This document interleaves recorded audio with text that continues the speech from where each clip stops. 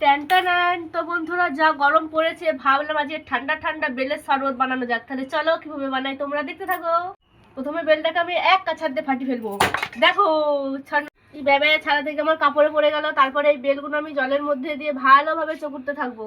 তো বেলগুলো ফাটিয়ে নিলাম। আর এখানে তো এত বেল দেখতে পাচ্ছি, এতগুলো শরবত করলে আর খেতে পারবো না, তাই একটা বেলেরই শরবত করছি।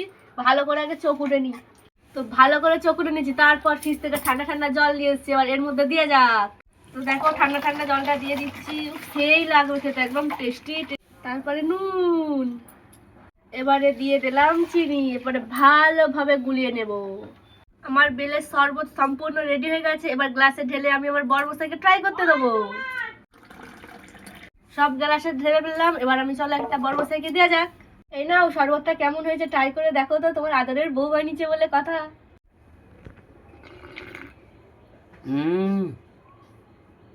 অসাধারণ, সেই ঠান্ডা সেই টেস্ট। বরমশাই ভালো বলেছে মানে তার মানে আমি পাস। আর কারা কারা বেলের শরবত খেতে ভালোবাসো অবশ্যই কিন্তু কমেন্টে জানিও। আর তোমরা সুন্দর সুন্দর কমেন্ট করলে আমি একটা বড় লং ভিডিও বানাবো। চলো টাটা।